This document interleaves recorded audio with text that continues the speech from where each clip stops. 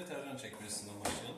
Şimdi Evet. bunlarla deterjanı otomatik alıyor. Eğer isterse o da. Yani otomatik kendisi alsın istiyorsa buraya maksimum buraya kadar deterjan koyacak. Sıvı deterjan. Buraya da yumuşatıcı koyacak. Tamam 400 lira. Tamamen doldurduktan sonra bunları kapatıyor.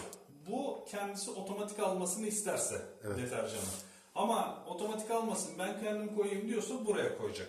Toz Evet, toz da deterjanı. orada, evet, Aynen. tamam. Toz deterjanı buraya koyacak, tamam mı? Tamam. Eğer otomatik alsın istiyorsa bunların ikisini dolduracak. Tamam. Eğer normal ben kendim koymak istiyorum derse buradaki orta göze koyacak. Tamam. Şöyle. Ve buraya toz kesinlikle koymayacağız. Hayır, toz konulmayacak. Tamam. Bunlar sıvı yerler. Tamam. Makineye buradan elektrik verdi. Makine açılıyor. Burada 1 ve 2 seçeneği var. İşte bunlar eğer ki bunları aktif etmek isterse birincisi deterjan, ikincisi yumuşatıcı. Yani otomatik alsın istiyorsa bak şu an deterjan ve yumuşatıcı devre dışı diyor. Mesela yumuşatıcıyı doldurduk. Deterjanı koymadık ama ikiye basacağız. Aynen 2'ye basacaksın, sadece yumuşatıcı alacak burada. Tamam. Sen toz deterjanı gene buraya koyacaksın. Tamam, anladım. Ama deterjan da alsın istiyorsan bunu da aktif edeceksin. Tamam mı? Tamam. Bu sefer deterjan ve yumuşatıcıyı otomatik alacak. Anladım. Tamam mı? Ama kendim doldurmak istiyorum derse bunları kapatacak. Tamam. Tamam mı? O zaman kendisi buradan manuel koyacak. Tamam. Şimdi buradan hangi programını yıkamak istiyorsa buradan programları seçiyor. Tamam mı? Burada programları seçtiğinde bak dokunmatik ekranda yazıyor. Aynen. Hangi programmış, kaç derece yıkacakmış, kaç devirle sıkacakmış. Evet. Toplam kapasite ne kadar? Evet. Programı seçtikten sonra çamaşırını atmaya başlıyor. Ondan sonra tartı devreye giriyor. Eğer ki fazla olursa seni uyarıyor. Çok fazla çamaşır attın diye. Burada kapasiteleri yazıyor. Atabileceğin 7 kilo çamaşırmış bunda. İşte bunda 12 kilo çamaşır atabiliyormuşsun birinci programda. İkinci programda da 12 gibi.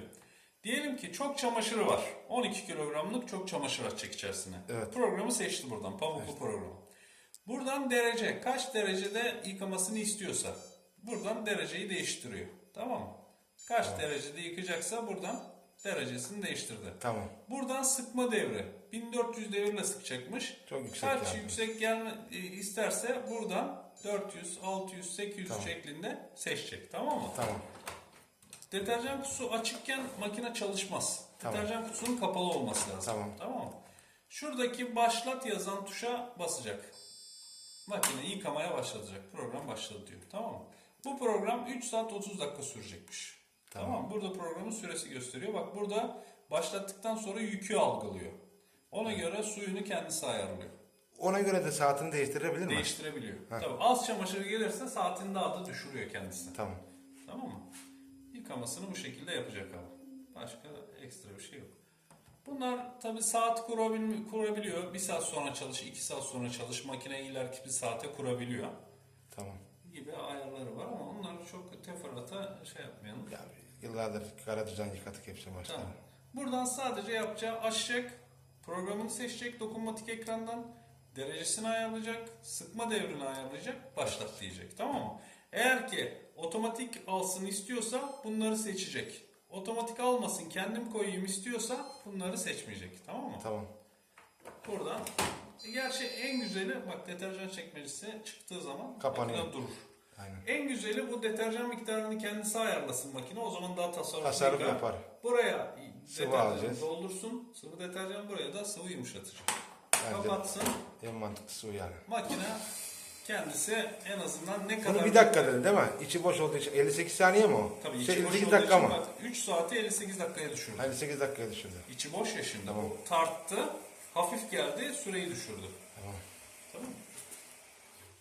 Denemesini yapıvereyim.